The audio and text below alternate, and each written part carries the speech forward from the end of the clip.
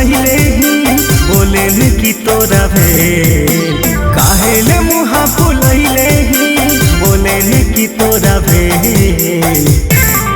हर ना जाने राजा के कर नजरिया गड़ी गे साड़ी के चरिया झरी गे ना जाने राजा के कर नजरिया गड़ी गे साड़ी के चरिया झरी गे।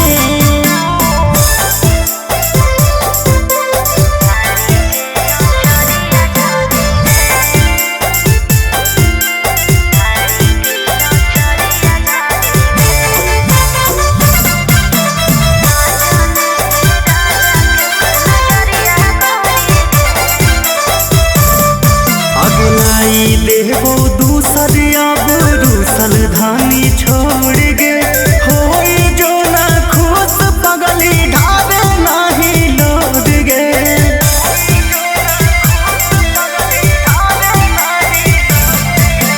देखल नाही गेलै पिया हमर नया साड़ी दिलक ना जराई कोई सौतिनिया मंगिया जारी। आगे गाँव घर में रहे के हौता करके रहे में गाँव घर में रहे के हौता करके रहे में। हर ना जाने पिया के कर नजरिया गोरी गे साड़ी के चरिया झरी गे ना जाने पिया के कर नजरिया गोरी गे साड़ी के चरिया झरी गे।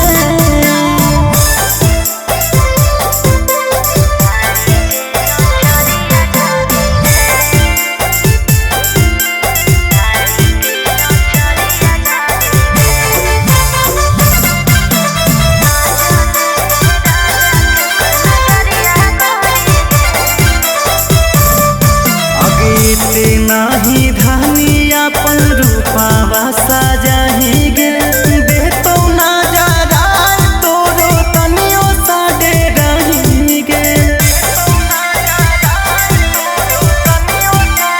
ए जी मॉडल है जमाना काहे करिए लाज शरम जी जहरो है ताजरे देहो पेनबे करबे हम जी। अगे गुस्सा नहीं करे धानी सीख जो साहे